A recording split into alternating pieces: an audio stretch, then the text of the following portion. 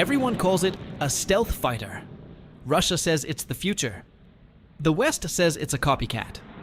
With a small, secretive fleet and a reputation built on claims versus counterclaims, the Su-57 sits at the center of a global argument.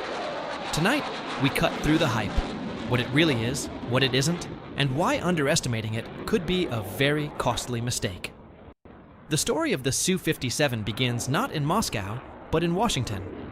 Back in the 1980s, the United States launched the ATF program, the competition that birthed the F-22 Raptor, the first true fifth-generation stealth fighter. For the Soviets, watching this unfold was a nightmare.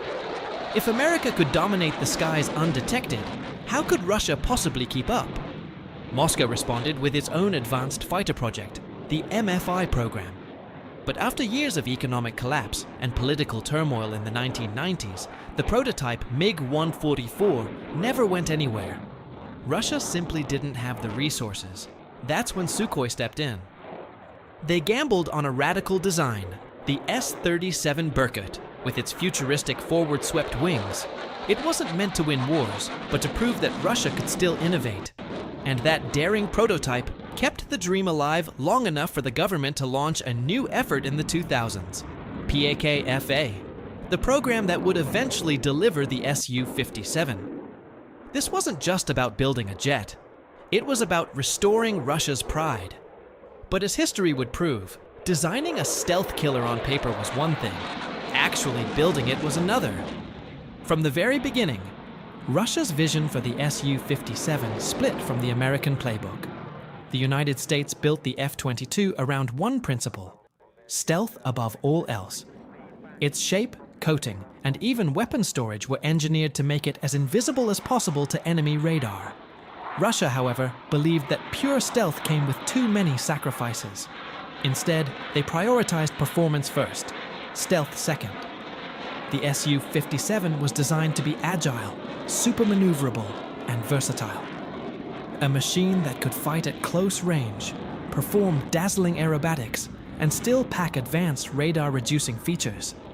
It carried internal weapons bays, like its American rival, but also emphasized thrust vectoring engines that allowed it to twist and turn in ways no F-22 could match.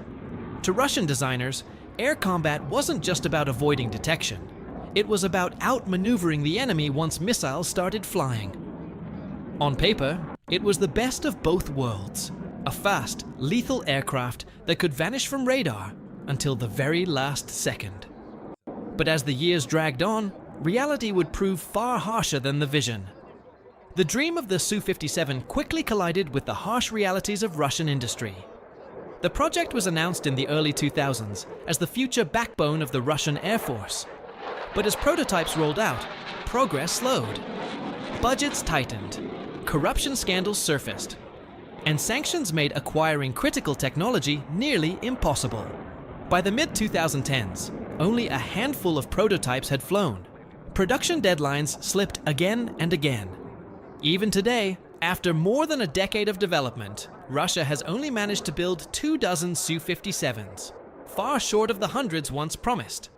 Western analysts mocked the jet as a failed stealth fighter, pointing to engine problems, avionics delays, and endless setbacks. Critics called it a publicity stunt, more useful for air shows than actual combat.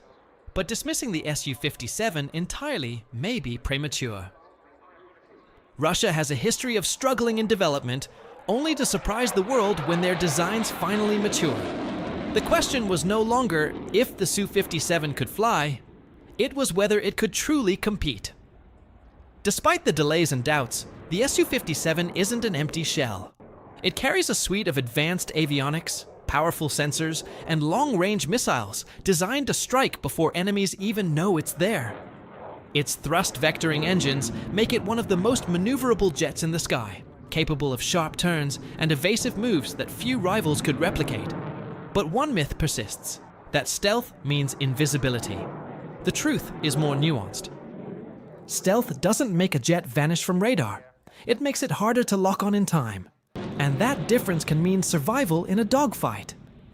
The Su-57 may not match the radar-evading profile of the F-22, but its design philosophy suggests it doesn't have to. Russia has already tested the Su-57 in real combat zones, from Syria to Ukraine, though in very limited numbers. Some believe this was more about sending a message than changing the battlefield. Still, those appearances proved one thing: the jet is real and it flies. The debate then shifted. Was the Su-57 a technological breakthrough, or just a carefully polished illusion? From the moment the Su-57 was unveiled, Western analysts and defense officials were quick to cast doubt. Some labeled it a copycat fighter, borrowing ideas from the F-22 and F-35, but failing to execute them at the same level. Others dismissed it as a propaganda tool, a jet more valuable on state television than on the battlefield. Export hopes also collapsed under pressure. India, once a partner in development, walked away after years of frustration with delays and cost overruns. Turkey, under sanctions, was rumored to be interested, but no real deal emerged. Without foreign buyers, Russia was left struggling to fund mass production on its own. NATO reports highlighted its small fleet and lack of combat deployment, framing the Su-57 as a paper tiger. Yet, even these dismissals came with a note of caution. Underestimate Russian engineering at your own risk. Because in modern warfare, perception matters as much as performance. And the Su-57's greatest weapon might not be its missiles, but the fear and speculation it generates. Inside Russia, the story sounds very different. State media hails the Su-57 as the crown jewel of the Russian Air Force, a fighter that can rival, even surpass, America's F-22 and F-35. Officials call it a fifth-generation multi-role powerhouse, capable of dominating the skies for decades to come. For the Kremlin, the Su-57 is more than a machine.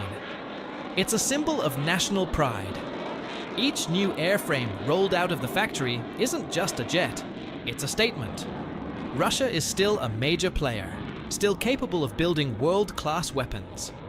This narrative is fueled by carefully staged demonstrations and promotional footage, showing the jet performing dramatic maneuvers at air shows or firing missiles in controlled tests.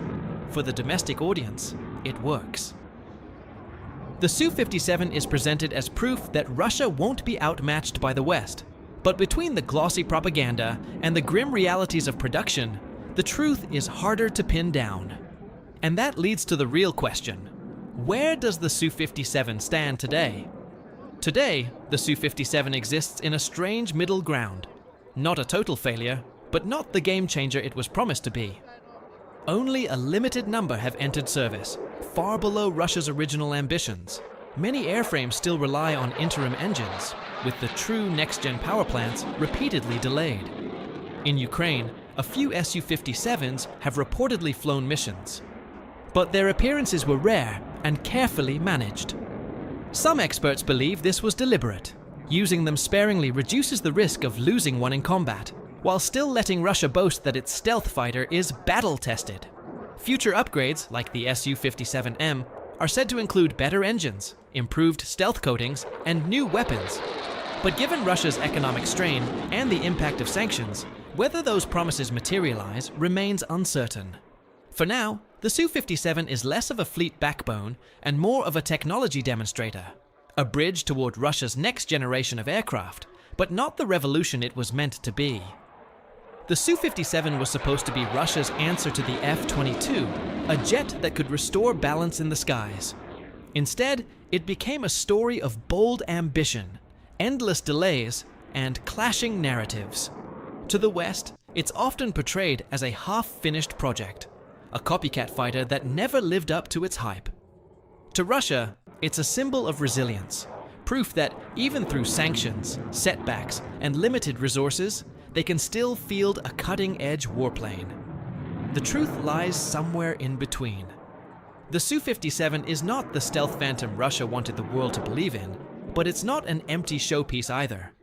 Its blend of agility, advanced weapons, and evolving stealth capabilities makes it a platform worth watching, especially as upgraded variants emerge.